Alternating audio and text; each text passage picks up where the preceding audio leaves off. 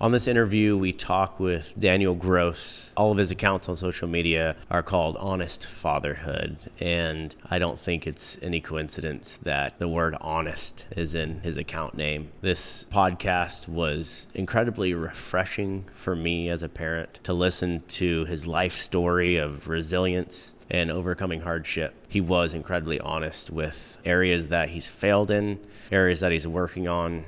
I left the conversation with a renewed, refreshed direction and sense of purpose parenting my children. So I hope you enjoy this podcast. Listen all the way through. There is a bunch of really good takeaways in it. Thanks for listening.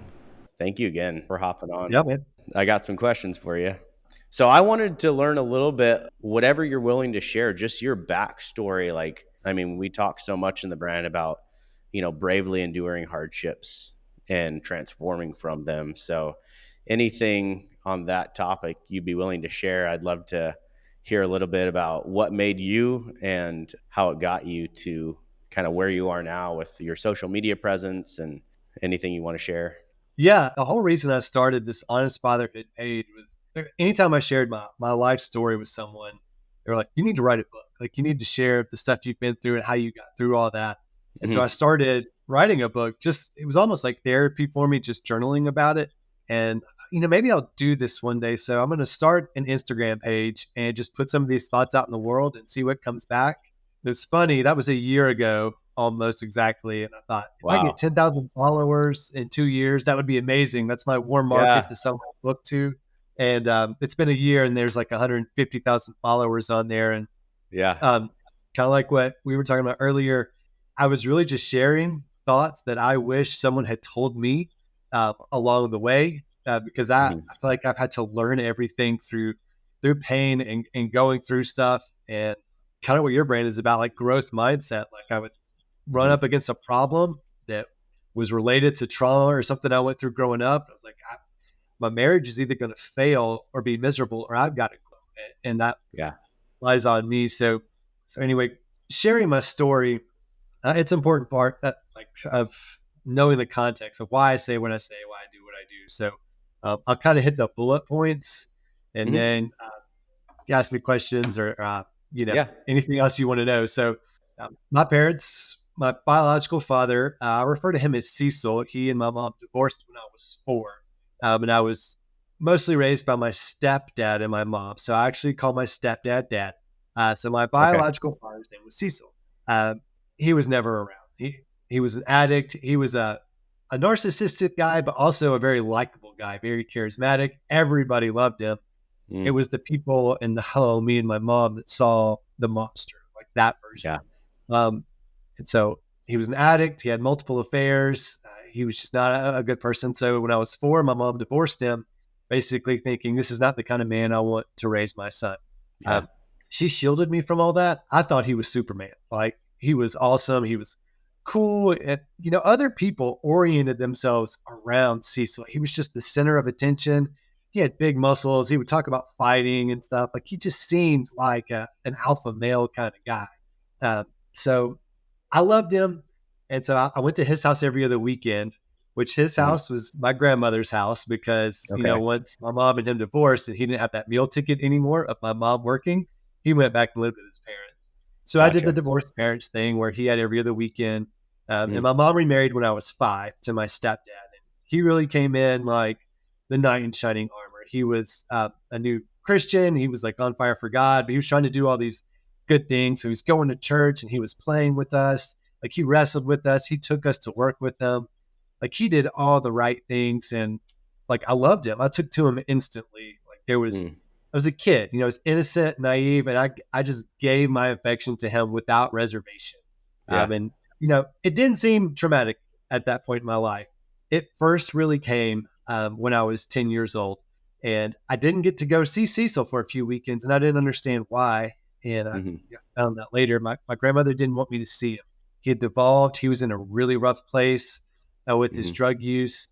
Um, and he ended up, it was the woman that he was with at the time, he had shot and killed her. Wow. And so I'm on spring break. It's 4th grade. And, my stepdad, my dad calls me in. He says, son, I need you to sit down. I've got something to tell you.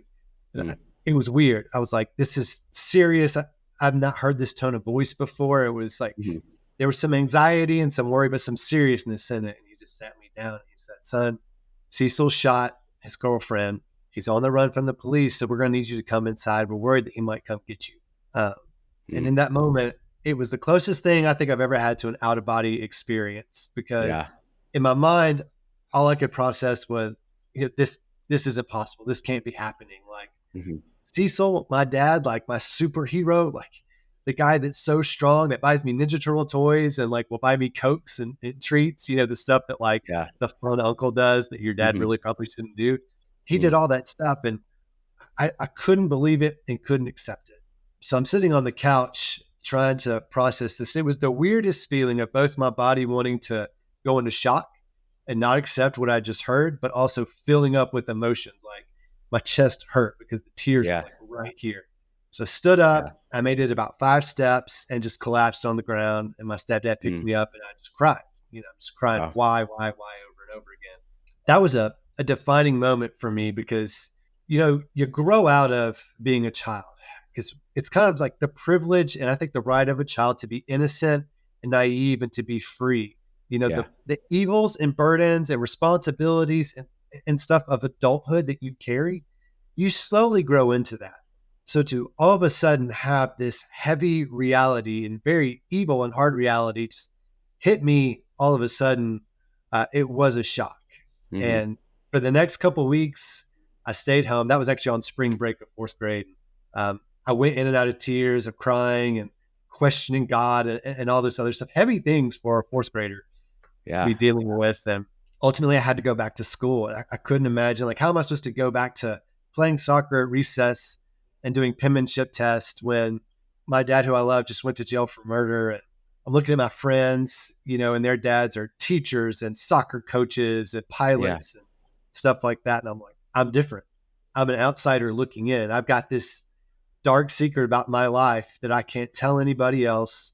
Mm. And I kind of say that's one of the lies of trauma. It's hard to go through the trauma, but it's even harder that trauma tells you you have to go through it alone. You can't Yeah. share this with other people.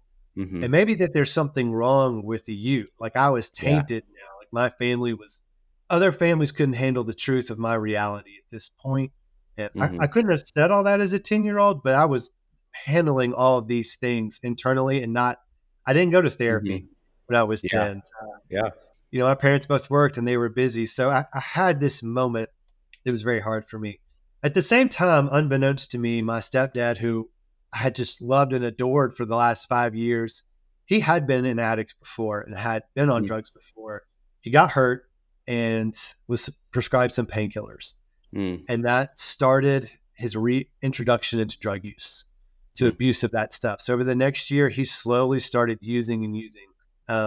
So I lost my biological father to me in an instant. My stepdad, I lost over a very grueling process over time. But by the time I was 11 and 12 years old in 6th grade, he was a full on addict, and it was chaos and it was fear. We stayed away from him as much as we possibly could because we never knew what he was going to do. I mean, if he couldn't find the remote and you were the guy 3 feet in front of him, you were the kid that was going to get cussed out. You were the kid that was going to get Mm. smacked. And if you said something back, like, Dad, I didn't touch the remote. It was, boy, don't backtalk me. And he would get up and overpower you. And you were Mm-hmm. afraid of him. And so I lived most of the rest of that time in fear from the time I was 11 till I moved out of the house. And it was going back and forth. Like there would be a big event. Like one time me and him got in a fist fight. He pulled out some of my hair and, Mm. we left for a while. And then he apologized, promised he'd go to rehab. And then he came back. Then we would come back. And so we left, we moved out, we came back, and it would be Mm-hmm. okay for a while. And then it would build again. And so it was this constant chaos, unsettling, and fear that I grew up in. And it's really hard to give someone the full picture of what it was like to go through that for 10 years. Yeah. But I did. And around the time I was 21, I felt like I had to stay at home to protect my mom, to keep things even. Mm-hmm. And he had kind of at that phase, instead of being angry and active and domineering, he was just a zombie, like Mm. comatose on the couch, eyes rolled back in his head, just that disgusting, drooling kind of, addict. Yeah. I still wanted to be at home, and it got to me. It just got to be overwhelming. I was going to college, working 2 jobs, staying at home. I moved out because I thought, if I stay here and he does his anger thing again, we're going to come to blows. And honestly, I knew if it came to blows, if I wasn't willing to go the distance and really hurt him, or worse, he was going to do that to me. He wasn't going to lose a fight in his own home, his 20-year-old son. Yeah. I had to leave. So I left, and that was the catalyst for my mom leaving him and him going to rehab for a year. Mm. But so I moved out. I went to Los Angeles, which was as far away from my hometown of Memphis as I could get, Okay. and just lived free. I met my wife there. We dated for 3 years while we were there, and I thought I had left the trauma behind, that I had Mm. healed from it, that I was a new man, and I was going to do everything different. And Yeah. I was very shocked and surprised when later in my marriage, these things started coming back up and haunting my life. Mm. Uh, so that was kind of my background and my history growing up before I got married. Thank you for sharing that. As you're talking, I don't know if I saw you post in a comment or something, or the books you're reading, or a photo, but I saw Viktor Frankl's book, Man's Search for Meaning, Yeah. and that book uh, absolutely changed my life. And as you're talking, I was reminded of the one quote, and he basically says, and instead of possibilities, I have realities in my past, realities of love loved, and of work done, and of sufferings bravely suffered. And he Yeah. goes on to say, like, those are the things I'm most proud of, although they cannot inspire envy. That's kind of what I hear from you, is like, you now in your life, you've chose to grow from that trauma. If you don't mind sharing a little bit more, what did that look like for you? So you thought you had processed the trauma and you were Yeah. done with it, but it sounds like you hadn't, and that started coming back into your life. What did that look like for you? Whatever you're willing to share. Yeah. So I thought about it a lot, and I want to call myself a self-aware person. Mhm. So I kind of chewed on these things. I talked about it with people. I did it until I was 17. I didn't tell anyone about the things that happened with Well, Cecil yeah. or with my stepdad. But I started talking about it. Um, I became a Christian. That my faith was a big part of where I found healing. Hmm. And so I thought I'd kind of moved on from it. But I think the reality is I was single and young and living in Los Angeles and dating a girl, and who I loved, and life was good. I didn't have responsibilities. Nothing was pressing me. There was Mm. no pressure. Like, I wasn't being shaken in any way. So it wasn't until I got married and had been married for a couple years and started having kids, and the weight of life Mm. started pressing in, that unhealed things started coming out Hmm. in my life. So you don't often see your wounds if you're not going through anything hard, if you're not having to give and apply your full self, if you don't need to Yeah. be like a healed person to Mm. handle the weight, um, then you think you've healed from it. It is the hardships of life that say, like, you're gonna have to face your trauma and grow if you want to keep going. And marriage and kids do that to you. Yeah. Um, so this is it was very interesting when I share the story. Rachel and I dated for 3 years, and we were just inwardly focused, Hmm. right? We just nothing more than being with each other. We didn't need money. We didn't need anything. It was just, as long as we're together, Yeah. sharing every sunset, sharing all our meals, like, we're just going to be blissful for the rest of life. Yeah. And I didn't want to do anything other than be with her. Mm. When I got married, I changed, and I became very outwardly focused at that point, because I didn't want to be the kind of man my dad was, because my mom had to work. She worked full time. She often over 40 hours. She did all the dinners, folded the clothes, got us to all the practices. Like, she did all the stuff while he did the bare minimum and then laid like a zombie on the couch. I was like, I'm not going to be that man. Like, I'm going to be Hmm. better than he was. So as soon as I said I do, I set out to build a business. So I was self-employed at first. I was a landscape designer and was going to build this big company. And man, I went to work. I was running from being my dad, to be Mm. honest. And I didn't know that. It felt like love. It felt like building the future for my family. So, early on, my wife would wake up at 6 o'clock in the morning and think, oh, we're going to have coffee and tea together. Like, we're going to be together. We're going to be married and in our honeymoon Hmm. phase. And I'm already out doing marketing stuff, doing invoicing. My mind is Hmm. elsewhere. And I was gone and I was working 12-hour days. 'Cause I'd work because you're self-employed. You're doing everything. Like, Yeah. I'm digging holes. I'm doing marketing. I'm meeting new clients. I'm trying to manage employees. At the end of the day, I'm changing the oil in the lawnmowers because it's new and Hmm. I'm trying to get it off the ground. Yeah. So I would work until I couldn't work anymore. And then I would come in exhausted. And she's like, oh, we're going to have dinner. She's going to make dinner and we're going to have this like nice meal as a couple. Hmm. And no, I was too tired.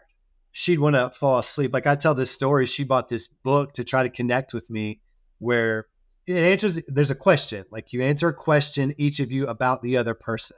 Right. And I remember she would ask me the question and she looked over at me and she was like, you were asleep. Like you were dead tired. And when Yeah. my wife still wanted to be pursued. She still wanted intimacy and connection and just to spend time together. But man, I was gone. And I would turn it around and manipulate her and make her feel guilty about Mm. it. Like, Yeah. why can't you see what I'm doing? Why don't you appreciate what I do? When you put pressure on me to have conversations when I'm tired, you're being unappreciative of my gift. You're being unsupportive. And in my most stressed out, tired, and evil moments, I would say things like, or at least think things like, another woman would be grateful. My mom never Mm. had this. And I'm putting this onto my wife who just Hmm. wants to be with me because she loves me. Hmm. Because she didn't shift when we got married like I did. And so the trauma from my dad, it was sneaky. Like I didn't Yeah. become the man he was, but I overcorrected running away from being that kind of man in a way Mm. that brought great imbalance to my marriage. So uh, those traumas started coming back up in all these, and I didn't know it. I couldn't figure out what it was. I thought I was doing the right thing, and that my wife just couldn't see it, and that one day she would learn. One day she'll finally be appreciative. When she grows up and matures, she'll see the sacrifices I'm making and be happy. And man, I Hmm. spent years waiting for that. The marriage getting darker, each of us getting more lonely, feeling more unappreciated until finally I was like, I've got to change. Like, I have got to Mm. grow, or I'm going to do what I thought would never happen. We're going to get divorced. I'm going to be a statistic. Yeah. And what is going on here? So that's kind of how that trauma followed me in to Yeah. my marriage.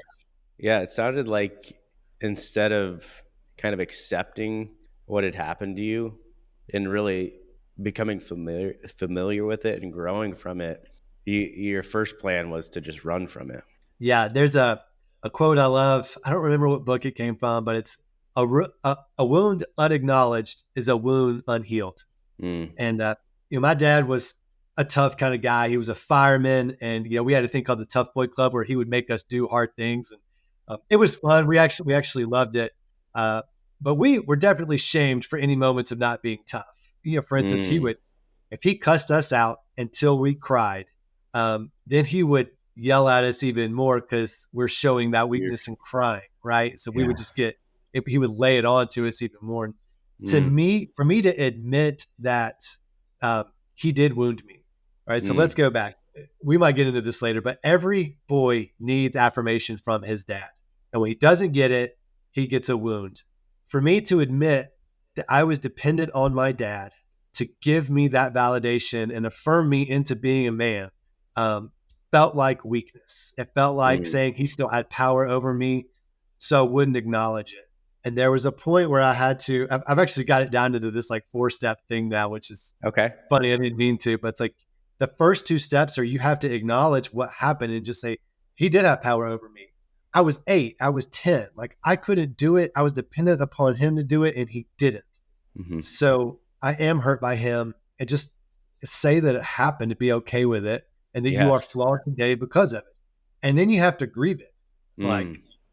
I had to have sadness over the dad I didn't have, what could have been if he had never done drugs or if Cecil had never done drugs in the first place back when I was 4, right? And grieve the loss of the childhood that I didn't get to have and for the things that actually happened to me. But if you stay there, you're a victim and you can't get out of it. So Yes. you grieve for the amount of time and then you say, I'm not going to be a victim and get stuck in grief. That's when you get in the growth mindset. You like Mm. acknowledge, all right, How is this affecting my life? This is wrecking my marriage because I'm working like a maniac to avoid being my dad, and it's making my wife feel unloved. I've got to figure out how this trauma, how to heal that trauma and be a better husband and move forward. Right. So there's kind of this process Yeah. that I went through. I love that. I've been going through that process the past 2 years, and for the first time ever, I went to therapy, and I had to face those same realities. Yep. I had to admit, like, oh yeah, this a few of these things in my life, my childhood were pretty screwed up, and kind of mourning the loss of um, whatever you didn't have when you were younger is very Mhm. powerful. Very powerful. Yeah. Thank you for sharing all that. That's incredibly inspiring. Seeing people that have chosen to grow from that. When you were talking earlier about when you were just married and it was all, you can kind of go along with things and be happy because there's nothing that is needing you quite like, children need you. That actually reminded me of another Viktor Frankl quote about he basically says meaning is created in the tension between who we are and who we ought to be, or the actions that of who we are and the actions we should take, or who we Mhm. are and who we should be. And that's something my wife and I have kind of, it's become a phrase, meaningful tension, looking for that meaningful tension. Yeah. And I like that. that alone is like a mindset shift of looking at tension in a totally different way. There's an opportunity in any moment of tension that you can transform that into meaning. It's just how we choose to respond to it. I mean, I tell my kids this, it's part of our brand. It's, it's kind of we use a lot of like stoic quotes, and I think there's a lot of really good stuff in stoicism, just that talk about acceptance. And the basis of stoicism is you don't choose what happens to you, you choose how you respond to what happens to you. Yeah. And so our choice of how we choose to respond to these things is really it's the biggest thing that can create meaning in our lives. And it's much easier said than done. Um, Thank you for sharing your story, man. I want to, so we're kind of caught up a little bit. That all that stuff brought you to here you are now. You started having kids. Yeah. You started the landscaping business. What happened between then and now that got us to here? Um, there was a lot more hardships in our marriage. A lot of my videos talk about those seasons and things I learned. But Hmm. we were married for 3 years. About 3.5 years in is when we had our first son, Jameson. He turns 12 in a few weeks, uh, and then we a few years later had our second son, and I was still working 60 hours a week. We were starting to have tension then. Uh, when we just had one child, we were still kind of skating by. It Hmm. wasn't so oppressive that it demanded to be addressed, Yeah. right? We could still kind of go because one of us could sleep with him, one of us could hold him, and Hmm. we could both still kind of work because she was waiting tables, and so she could Yeah. have her shifts, alternating with when I worked, and we were still Hmm. making it work. When we had a second child, and I was still working 60 hours, but the demands of motherhood started growing greatly because, our first child was so easy. He was like the perfect first kid. He was sleeping through the night at like 3 months. It was, Wow. I look back on it and I'm like, yeah, we had no idea what it was like to have kids when Yeah. we had him. Our second child was not that way. He's Mm. 8 now. He's what we call our DFK, that phrase for deep feeling kid. Yeah. He is extremely emotional. I think that kid was emotional from the day he was born or earlier. Mm. Like he cried a lot more. He wanted to be held a lot more. Like not only did he wake up often in the night, but he needed to be soothed and comforted back to sleep. And we had a small house back then. So when he woke up, everybody woke up. Mm. But we still had a 3-year-old who was still very needy and needed things. So it all of a sudden became like she's got a lot going on and her responsibilities upkicked. I was still doing the same thing I had been doing, Mm. but now her needs changed. So not only had she for years not been getting the need for intimacy and love from me met, now this woman whose tank was on empty, like her love language and all these things, she wasn't getting fulfilled from her husband, Mm. hadn't really been in any great way for a few years. now was being depleted by having these children. And it's physically hard because, the second child, it's like he didn't want to be separated from his mom. So, she can't even have freedom of her body. There's a physical being on her all Mm. the time. Yeah. Um, that got hard. That's where we first had one of these really hard conversations that we might get into this later, where she said to me, I feel like all the responsibility of the household falls onto me. And Mm. she was crying. Um, I remember this conversation, and it wasn't because I was lazy or thought that that was her job and not mine. I was just too tired. Hmm. This is kind of an important thing. It's a really hard thing. I chose to be self-employed, and I had a skill set and a knowledge base that enabled me to have a certain income with a certain amount of hours working, and I was falling short. So Mm. my working 60 hours a week with my current expertise level was only getting us at that time. So that was like 10 years ago, like 60 grand a year. Hmm. When you have two kids, you're making it on 60 grand, but you don't feel safe and secure. You're like, no, I still have to push and get this thing up into a 6-figure income if we're going to have more kids. I was Yeah. still really feeling financial stress. Hmm. But 60 grand a year, when you're self-employed, you're like, if two employees quit and a check for a big job comes in late, I need to dip into my savings. We were still under pressure. I Yeah. was feeling really pressured, and I could not give her anything. Like, I was tapped out, and here she was crying and saying she needed me. So I feel like, almost the art of being a man today is to figure out what is your skill that you give to the world. You go give that thing to the world, but you do so in a way that's tempered by the needs and demands of your family.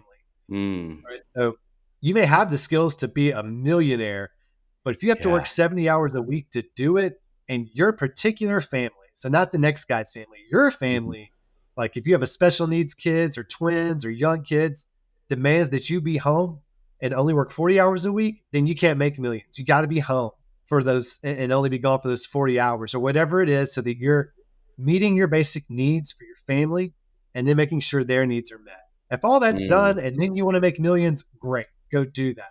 I was not capable of that in that moment Mm. of my life. So we were just in a hard position.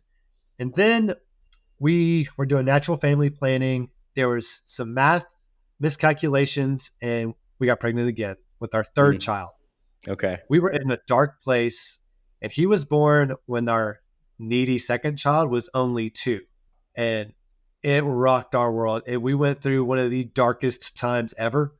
Wow. Um, and unlike the first 2 pregnancies, Rachel went through some real postpartum hormonal changes. Hmm. She had this thing that people talk about now called postpartum rage. Mm. It's different than postpartum depression. It's similar, but she wasn't sad. She was like even keel. But she became a person that I was different than the woman that I knew and got married. And I really don't think it was hormonal. It was something that happened to her that changed how she behaved and who she was. And it got really dark. And there were moments where I was like, I don't see how we're going to make it through this. I just need to get through this afternoon. Like, I Yeah. need to get through the evening, and maybe tomorrow will be better. And it was like that for a year when I just didn't know if we would make it. Eventually, her hormones did change. It didn't get easy. It's never easy with 3 kids, but Hmm. she shifted out of it. Yeah. Somewhere along that line, I also decided to sell part of my business, pay off all my debts, and restructure my business so that I could be home more.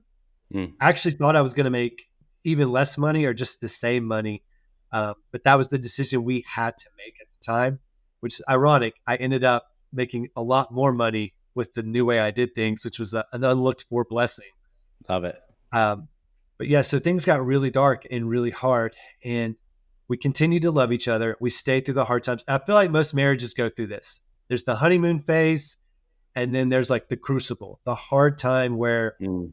you'll learn who each other are, the responsibilities of adulthood and kids, and the reality of your old traumas that mix with each other and interact in weird ways and create this storm. You have to go through that, and then you have to come out on the other side, if you're willing to stay, to this much more stable, joyful, less romantic, blissful side of marriage. But it's the real stuff of life. Yeah. Uh, you get through that, and then you've got your real partner where you guys can navigate the tension. and the hardship and not lose hope or feel defeated or depressed or lonely, even though it's still hard. So we went through that somewhere around the time my third son was 5. Things started progressively getting better. Hmm. The biggest factor in that was me. I'm not saying that in a good way. Saying I say that men are the greatest determining factors of the happiness of their home, because if the wife tries to lead the husband and the kids into a positive direction, it's hard to get the husband to do that. He Mm. often just won't. If the wife wants to change the attitude and the atmosphere of a home, if the husband won't get on board, I rarely see that be successful. She has to Mm. leave him. But if the man will change and he will lead into a better place, it's almost always the case that the wife will go with him, Yes. right? So it's a reflection of a man's inability to lead. And by lead, I mean serve his Hmm. family. It creates these oppressive family situations. And I had created that. So the shift to me working less and being more emotionally available for my family was the thing that changed the tide for us. Yeah, So I love that, man. I've been thinking about that so much, especially kind of going into this year at the beginning of the year, just because I'm a small business owner as well. I can make my own schedule. And I have felt guilty at times for maybe not spending as much time as I should with my business. And so that's what I'm currently learning is how to balance that. But I've always had that underlying desire to just spend as much time with my kids as I can. And I felt guilty for it for the longest time. But it's so encouraging to hear you say that. I don't hardly hear anyone talking about that these days. Like if you're able to, like, that should be the deciding factor. Everything you see on social media these days about, hustling, working hard, just do it, like, invest in a nest egg or whatever. And there's nothing wrong with those things. But when you bring kids into the world, for me, my experience was like, they are going to be little for only a few years. And even in the content that you post, you talk about that a lot, their innocence and being able to experience that with them. And I think you even had one reel that talked about that, where you're like, once the kids are out of the house, we're going to be able, if we really want to work hard together and, build up more income, we'll have time to do that. But right now is the most important time for them. And to make ourselves as fathers available to them as much as we can, I think that should be the number one priority. yeah, let me talk about that for a second because it's a big Yeah. one. Because this is how I was. I thought when I had kids that I was just going to fit them into my current flow of life, Mm. or that my wife was just going to take care of it and it wasn't going to demand any change from me. I was like, she knows that, right? But even though we never really had a conversation about that, Yeah. and we couldn't Unmet have, we didn't expectations. know. Yeah. Yeah, well, we didn't know what kids were going to take. So I tell new dads now, you're not going to be able to just fit fatherhood in the flow of life that you have now. Your Mm. kids are going to be dependent on you and you're going to have demands placed on you in a way that you've never had. Because they're dependent on you, they didn't choose to be born. You chose to have them. So it's now your responsibility to take care of them. But that may mean drastically altering your life. So I too wanted to have a nest egg and have those things. But Hmm. I had to face the reality of I had a certain amount of years to build that and set that infrastructure up before I had kids. I was not able to do it. And Mm. that is the reality. So I have to let that go now, go back to something that accommodates my family and their needs. When my youngest kid is 12 or 13, I'll probably be able to get back into it. And when they're all gone, me Yeah, and my wife will both be able to get back into it. absolutely. Um, but for now, I have to be focused inward at whatever financial sacrifice that is. So I'm not going to make my kids suffer an absentee father Mm. because I didn't make good enough money or business decisions before they got here to get that nest egg thing in place. Yes. Right. So that's how I feel about it. Every family is different. Like Hmm. some families, I think, require both parents to work. Your financial situation just may require that. Absolutely. some families you may agree beforehand. When we have kids, I'm still working 60 hours a week. The wife may be totally okay with that. You might be Yep. able to pay for nannies and tutors. And if Yeah. you're both on board with that, I don't have a problem. But Yep. that wasn't my reality. So, Hmm. yeah, Yeah. I had to change things. Man, I really relate to this tension that you brought up, though, of Yeah. when I was at work, I felt guilty that I wasn't at home. And when I was at home, I felt Yeah. guilty that I wasn't providing. That's killer. Yeah, man. Yeah, So, it is. It is really hard. Um, so talking about content, I have a few that I was just going through your whole yeah. profile, and some really stuck out to me. The one where you're talking with your son in the car after a hard day's work. Can you kind of like give a little bit more context Yeah. and tell me kind of why you chose that moment Yeah. specifically, and why do you think it resonated so much on social media with people? So that was interesting. I didn't even choose it. It was so random and last minute. But I take on side jobs on Saturdays, not because I need the money, but because I want my sons to work with me. Right. Mm, I wish we had more of that in our world today, but they can't come to my 9 to 5. yeah. So I do that so I can work with them.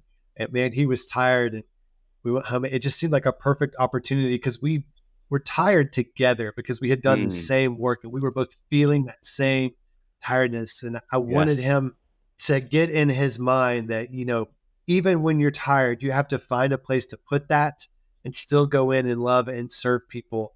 Um, Honestly, so many of the comments, if you go through a lot of my posts, the comments from women are that the men don't do anything It's when they get home, unbelievable. that they work, they do their 9 to 5, they're the breadwinners when they come home, they play with their kids and get to have the fun parent role, or they badge out.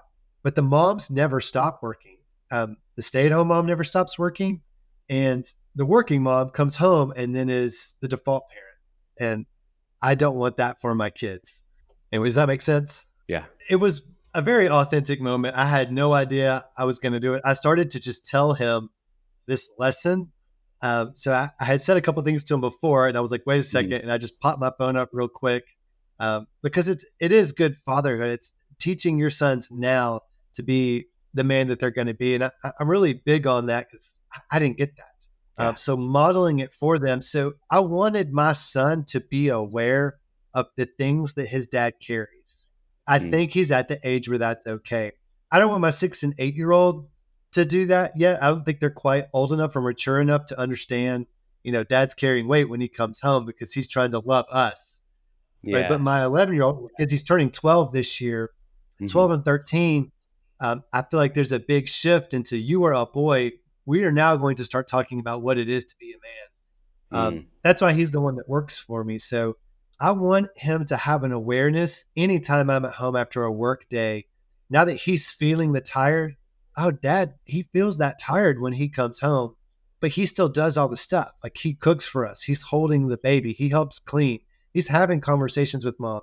When we ask him to play soccer, it's different than we're just going out and play soccer. Like dad's tired and dirty, but he's going out and playing soccer anyway. yeah. So he can now know what his dad really does. And hopefully that will inspire him to be that kind of man when he grows up. Mm, Uh, Honestly, I don't know why it resonated with so many people. I really think people are craving authenticity. And a hmm. lot of my reels I think about beforehand and uh, they're like somewhat scripted. They're like their Mm, original thoughts, but that was yeah. really just a candid In the moment with moment. me and my son caught on Hmm. film. And I think people really loved that. Yeah, I love that too. Just the way you were looking at him, you could tell it was genuine. And man, those moments too. Like I said, I only have a 3 and 5 year old, but my son Theo, he's 5, and when those moments arise, I get so excited. I had a moment last this past Friday. No, it was Saturday. It was a few days ago. Um, Long story short, I made a purchase on Marketplace. The thing I bought ended up not being in working order. The guy that sold it to me actually came out 2 separate times. He was really nice, tried to help me fix it. And he realized that whatever he sold me wasn't in working condition. like he had said. And he basically felt like he had put enough effort into it, and I probably did something to break it. And just before that happened, I was talking to Theo. We live on 8 acres. We have a little homestead. We have like chickens and ducks and stuff. And there's a duck egg in the yard because the ducks will just lay the eggs wherever. And I'm like, oh, guys, look, a duck egg. And my daughter Eleanor ran up to get the egg, and she got it before Theo. And he just got all upset. And he was like, I wanted to get the duck egg. I wanted to take it in. He's like, and he said, it's not Yeah. fair. And I was like, Theo, a lot of things in life are going to happen to you that aren't fair. What's important Mhm. is how you respond to the unfairness. And you Yeah. can get upset, but that's not going to change what happened. And so, literally 5 minutes later, the guy's tinkering with the thing I bought, and he comes up and he's like, you must have broken this.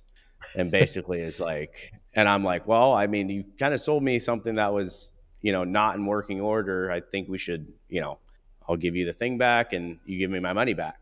And he basically said no. And I felt that, unjustness rise up within me. And I had to make a decision. And I basically told him, I was like, I can't tell you what to do. I was like, if you can go home and sleep good at night, then, my character is, worth much more than what I paid for, yeah, this thing. And he ended up leaving, and I was pretty frustrated, but I went over to my kids and I was like, let me tell you a story about what just happened to me. And so they listened very intently for the 30 to 5 minutes I was telling him. My daughter had like a frown on her face the whole time. She was just, she's like, that's not fair. And so they were Yeah. both like, that's not fair. He should have done that. And I was like, I can't do anything about it now. It's not a big enough sum of money to lose sleep over, and all I can do is respond in a way that is healthy for me and that doesn't disturb my peace. And I said at the same time, I said it's okay to feel frustrated. It's just what you do with that feeling is what matters. Because I grew up not feeling anything. I learned very early not to feel my feelings and always trying to escape the situation I was in.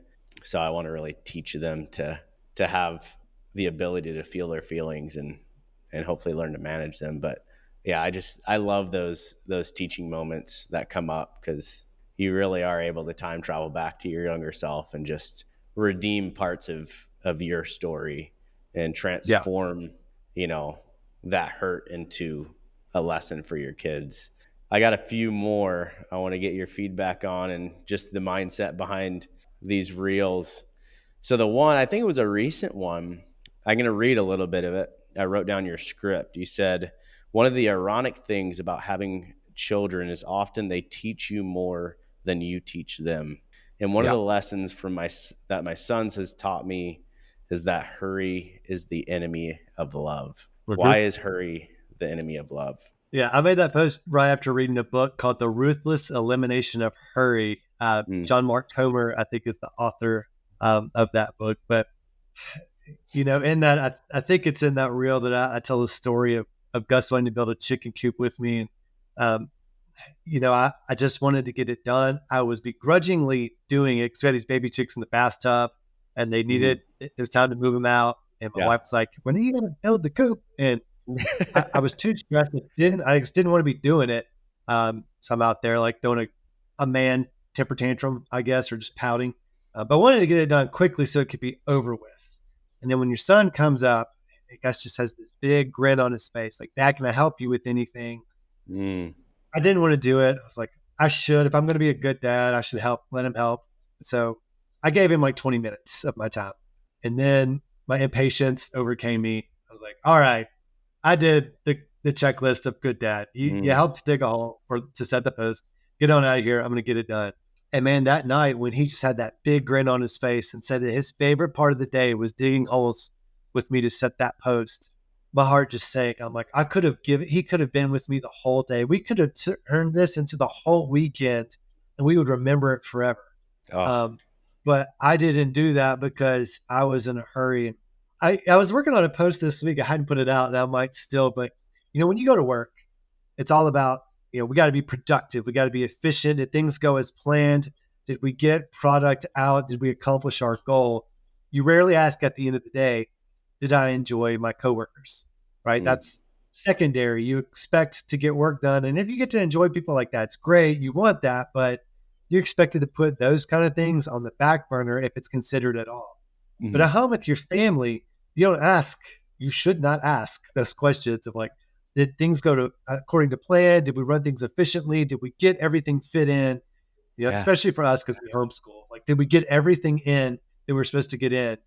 No, at the end of the day, you want to ask, did we enjoy each other as a family?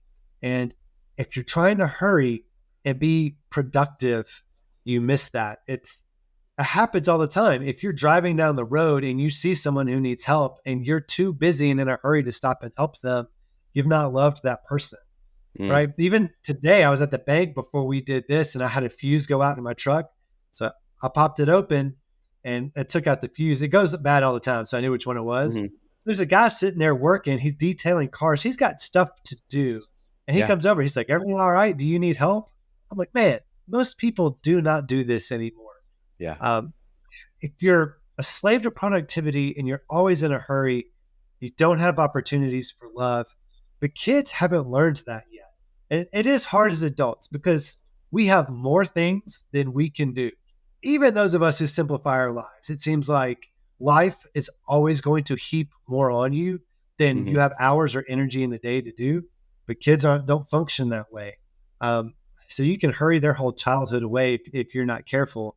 So yeah, I have really been working on that. That the point of life isn't to hurry because it's so ridiculous. It's like, what am I gonna get to when I Yeah. hurry? Like if I hurry and finish that chicken coop, Mm. what is it that I'm gonna do when this thing is finally over? Am I am I hurried so I can play with my kids? Yeah. Probably not. But I could have been with my kids the whole time if I had Mm. slowed down on the front end. So the Ruthless Elimination of Hurry is a wonderful book. I like everybody should read it. So. Yeah, I've heard of it. That's highly recommend it. That's really amazing. I've been thinking a lot about that too. The just trying to learn how to live in the moment and really appreciate the moment. And I did a post on this a while back, but I was laying with my daughter one night, putting her to bed, and she's starting to fall asleep. I'm laying next to her, and I just have this thought. I'm like, what if my future self were able to just like transport himself back into my body in this moment? And I tried to put myself into like I tried to imagine what he would say. First off, he would be like, "This is amazing. I'm transported back 20 years." But if that happened, he would lay there and he would hold her like even tighter than I was holding her. Mhm. And so I started thinking through this stuff. I was like, oh, like he would probably be like feeling how small and soft her hands are still, and like feel her little cheeks and like comb her hair a little bit as she's falling asleep. That would be such a magical moment to be able to go back in time. And that made that moment like so special.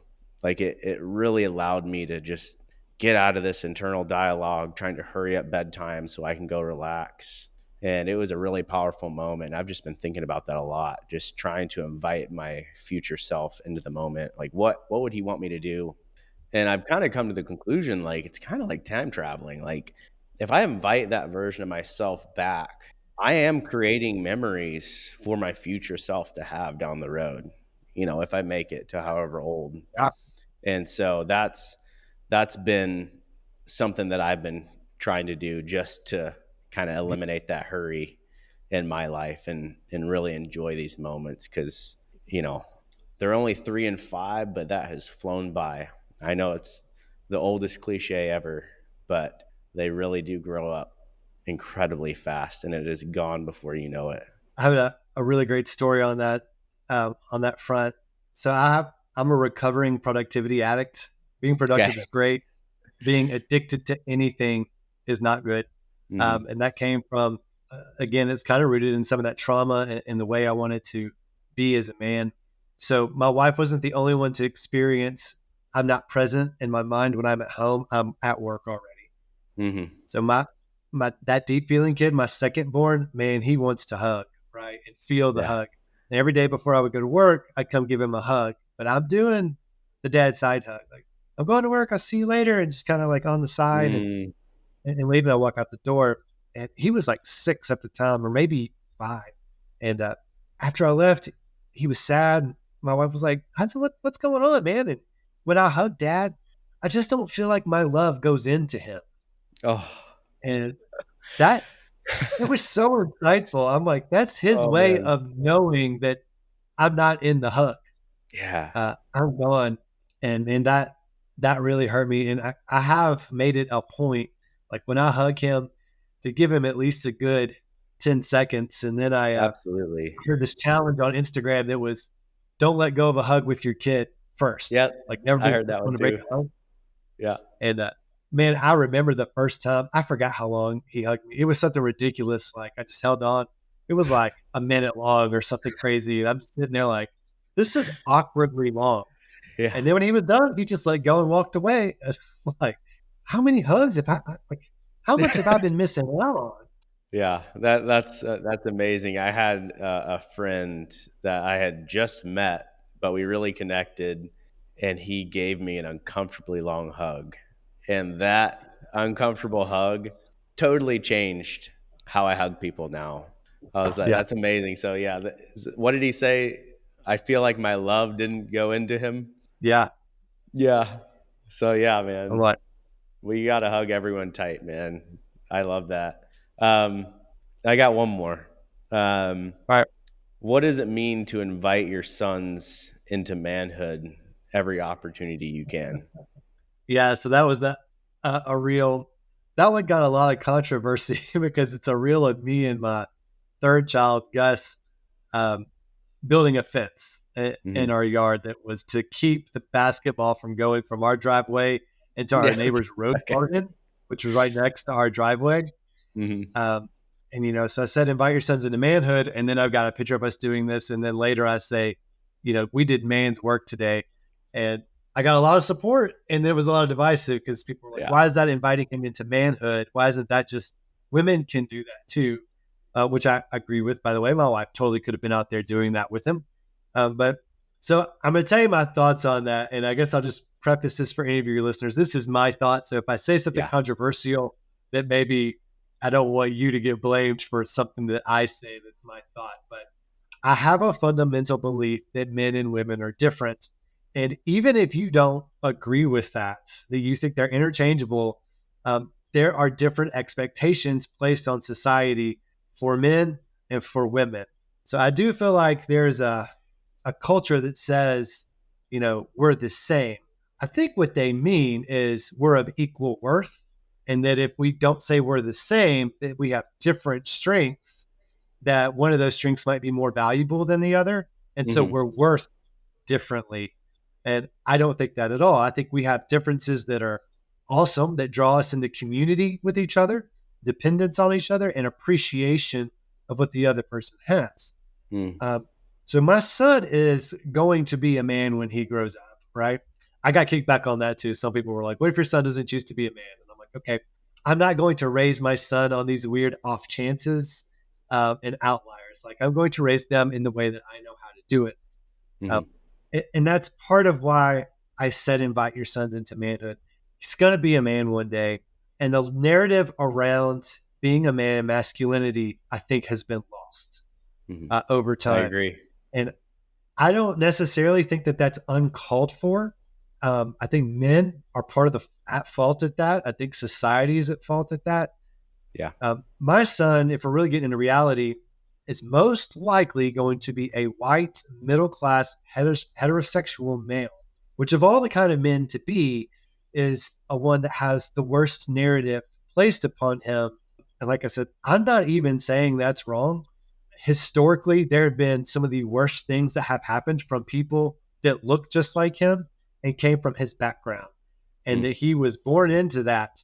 But you live into the narrative and the things that are spoken over you.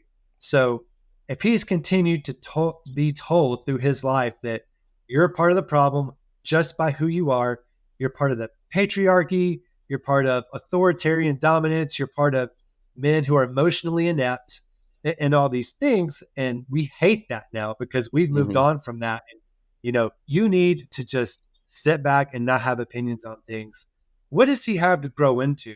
Hmm. And I want him to have a narrative of manhood and masculinity that he can be proud of, something that he wants to go into and work towards. So I related those actions. It wasn't the activities that I was saying was man's work. It's the heart behind the activity. Hmm. So I'm like, yeah, women can saw and women can do things. I'm not arguing that women aren't capable of building a fence, but Hmm. I am telling him that we do it because we're trying to care about your mom and build something beautiful because she doesn't want to look at an ugly fence. We're trying to care about our neighbor. It is going to be your instinct as a man to want to protect and want to provide, and you're wired that way. Hmm. And when we build this fence, that is our motivation and the heart behind what we're doing. So we're not playing soccer or doing whatever else right now. We're doing some work. And I'm relating that to his masculinity, right? Because my son's not going to grow up to be a neutral person or just any kind of person. He's going to be a specific kind of human, and that's a man. And I want him to know that that identity can have strength to it. It can be something to be proud of. So he doesn't grow up confused about who he's supposed to be or what he's supposed to do. And to be quite honest, I think that's about the most feminist thing that I can teach my sons. It's one of them because we serve your mother. We do things to help her. The lady that has the roses, we care about her and we care about her roses and we don't want to destroy the beautiful things she made. So we're taking Yeah. care of that. So that was kind of the man's work that I did. But there's this other aspect, other aspect of it too, is that he's only 6. He wants to do big kid stuff. He wants to Yeah. feel capable. It is not always at the heart of every young girl of, am I capable? It may be, but at the heart of most young girls is a different narrative, and that is, am I beautiful? Right? Do you love me? They want to be appreciated. They want to be adored. Right? I'm making that generalization, knowing that there are different types. There's tomboys. There's different kinds of people in Yeah. the world. Most men and boys, when they grow up, they want to know, am I enough? Am Hmm. I going to measure up? When it's my turn to be a man, am I capable to do that? It's my job to affirm that they are capable, but you can't just affirm nothingness. You have to affirm they're capable while you're building capability in them. So that small thing of, you're old enough to push this shopping cart in Lowe's and pay the cashier. That's a thing you didn't normally do that I want you to do now. And they want to do that. They want to do Yeah. the big kid stuff because they're crying out, Dad, am I capable? Dad, are you proud of me? Dad, am I a man? Do I belong in your world? Right? Mm. And their mom, they could have built it with their mom, but they would not have gotten quite the sense of affirmation from her as they do from dad.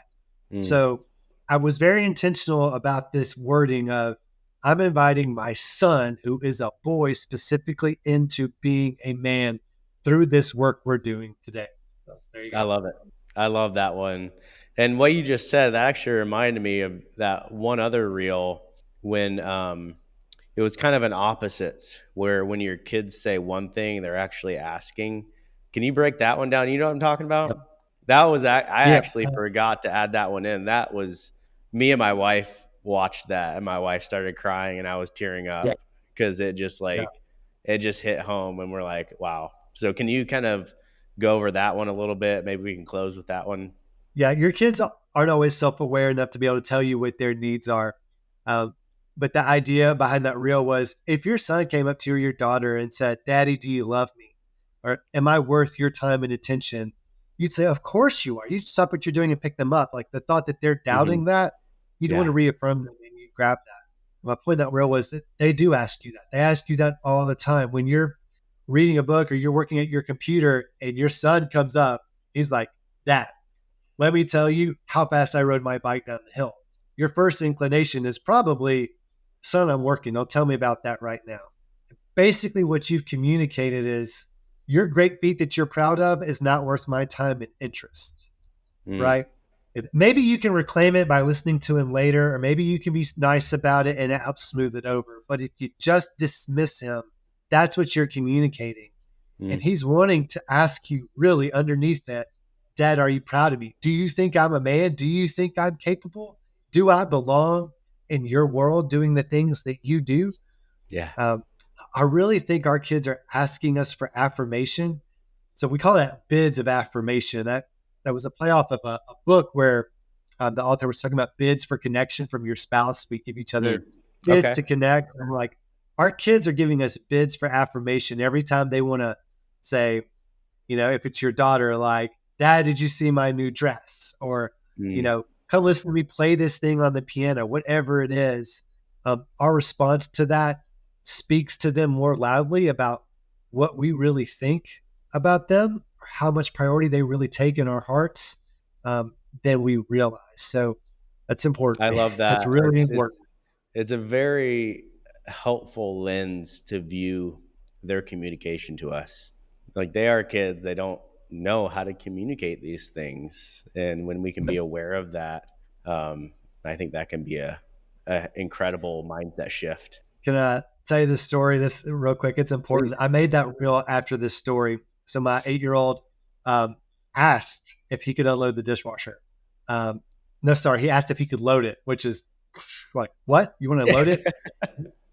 He was wanting to show me because that's the job I always give to my 12-year-old Mm. because he's better at it. He's old enough, and I get the easier job of unloading because it's more obvious to the younger kids.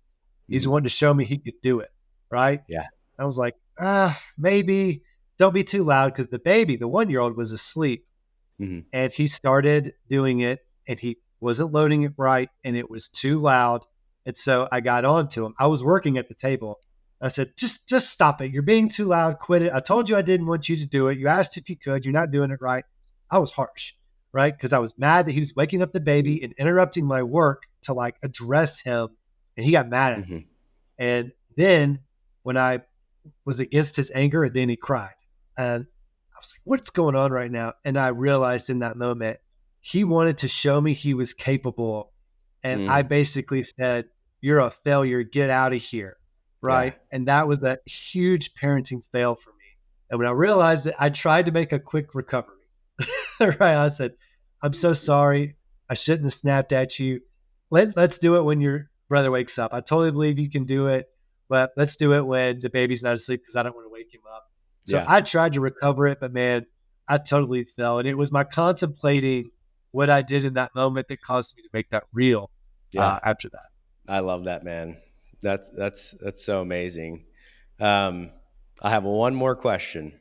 All right, go. What's one of the most powerful or profound mindset shifts that you've experienced that Mm. has changed how you view your role as a father? All right, this is a hard one. It can essentially be summed up by saying it's on me. Like it is my fault when things go down. Um, Maybe not so much the blaming language, but if my wife is overwhelmed, if she's yelling at the kids, if my kids are being disrespectful, I trace that back to me. I'm like, how Mm. am I speaking to my wife? When we argue and they can hear it from the other room, what tones of voice do they hear from me that they now think this is how you speak to your wife and that they're Mm. going to speak to their wife that way? If my wife is overwhelmed and she's snapping at me and being critical of me or snapping at the kids and she's just whatever and in a bad place, it's easy for me to sit back and say, that's her. She's not handling her emotions. She's responsible for her own state. But if you're going to be a leader, and again, a servant leader, a leader is the person who creates the conditions in which other people can thrive. Mhm. If my wife is not thriving and she's in a frustrated place, I'm like, what have I done? Have I put too much work on her? Am I not helping enough with the kids? Um, have I left an argument unresolved that she's still carrying around with her? Like, Mhm. what was it that I could or couldn't have done that would have alleviated whatever weight my wife is under that's now representing itself as her being angry or short or frustrated? So I usually put whatever is going on in the home onto me. And I'm just really honest about it. I'm like, yeah, Mhm. I did fail at that. Like I did fall Mm. short. That's okay to accept that because when you're too afraid to accept that you failed or that you're not enough, somebody does something wrong, you're going to be defensive. You're going to make it their fault. Yeah. If you're okay saying, you know, yeah, I've been working too much lately, or I have been being too lazy at home and not helping enough, or whatever it is, like, and that's caused this in my wife. I got to Mhm. own that responsibility. Um, that mind shift into figuring out what can I do And that's that Stoic philosophy Hmm. coming back. It's Yeah. what is my responsibility? Like, I can't change her. I can't change my kids. I can't change a lot of things, but what can I change? Um, or if you read, Jocko Willink's book, Extreme Ownership, they Yeah. talk about the same thing. That's a brilliant and beautiful book for men. I love it. Um, and I love this way of thinking because I'm not blaming myself. I'm lifting myself out of victim mentality. Like, I don't Hmm. have to, like, oh, my life is falling apart because my wife does this and my boss only pays me this and my kids are this way and all these things. It's like, no, there's things that I can do and take ownership over and move out of this. So, man, the mind shift of accepting responsibility and changing what you can do versus blaming your wife, your job, your life circumstances, whatever's happening in your life. Yeah. That's the shift you got to make. Yeah. I love that, man. Taking responsibility and admitting wrong and changing is an incredible thing that we can pass down to our kids. Um, 100%. Dude, I thank you so much for jumping on this call. The way that you view life and fatherhood is very refreshing. And Thanks, man. you're giving parents and even people that are thinking about being parents a whole new way of viewing the world. Even for me, on Saturday, I was sitting down going through some of your content. I was wanting to kind of see what stands out to me. I was just going through and watching your reels, and it gave me like a huge mood boost. Like when I went and played with my kids, I That's was awesome. looking for these moments, and that's what I believe you're doing is giving parents a new way to view their children, and it unlocks this whole new, just absolutely wonderful world. It's not easy. It's definitely not easy, but No. it's even given me um, more temperance and withholding these learned reactions to things, because I have a lot of learned reactions, and it's Yeah. allowed me to slow down. And going back to Viktor Frankl, that space between stimulus and response, like choosing our responses. um, Mhm. so it's definitely um, given me a new vision for what my life needs to look like as a father. And so I just want to say thank you. It's been really cool to talk to you, and highly recommend anyone to go check out your stuff. Last half question: what's next for you? What's in the works? We can end on that. Yeah, it's actually a big question. So, I think my next life phase will actually be to do this full time. I'd Hmm. never ever intended for that to be the thing, but I've gotten more and more passionate about it. And some of the comments and questions I get from people in my messages are so heavy. Yeah. I have a full time job and 4 kids. I can't always go in and give people what I would like to give them. Yeah. Um, I have an important job. I love my job, and I've got commitments there. So I'm going to be there for a bit. But I'm writing a book. Book will probably come out this fall. It's just about my life and Okay. reflections on like a lot of the stuff we talked about. Hmm. So if people follow my Honest Fatherhood Instagram, that'll eventually come out on there. Um, but then I do want to start speaking and doing some level of like coaching and therapy for men, Hmm. but in a way that I think helps men. So it might be more experiential, uh, Yeah. and so less of the therapy talking about our feelings, Hmm. but more of like let's do some stuff and get men together, because one of the hardest things about men is we don't have friends. We're very lonely and we carry everything on our own shoulders. We don't Yeah. want to burden everybody else. But in stepping into doing this, I can at full time, I could kind of offer that to more men and help people grow. So um, some of these things are 6 months to even a year or two down the road. But if they keep following me on my Instagram page and stuff, as I start to grow and step into this professional sphere, Hmm. um, they'll be aware of these things as they come out. Awesome. Daniel, thank you so much. Very, very glad I stumbled across your account. Yeah, And man, me too. yeah, I can't wait to see the next bit of content you put out. And I would definitely love to keep in touch. I may run some ideas by you. I know earlier I said I want to try to come up with some type of pendants that maybe a father, if he's buying, one of these like Shield of Fatherhood pendants or the Mhm. Memento Mori, whatever, if he wants to buy some for his kids, I might bounce off a few ideas for you Yeah. because I randomly bought I was at Goodwill and I bought this plaque, this big plaque that says "Attitude is everything," and I just put it up in my kid's room, and that's been like a huge teaching tool because when they're Yeah. feeling frustrated, I'll say, "What does the sign in your room say?" And they're like, "Attitude is everything," and that kind of opens the door to helping them kind of process and respond in a healthy way. So if I can kind of do that with little pendants, because I know kids, like both my kids, love wearing little necklaces, and they have their own that you know has a special phrase on it that a dad can kind of go back to and really create teaching opportunities through that. I think Yeah. that would be pretty cool. So I Well, might pick your brain more on that.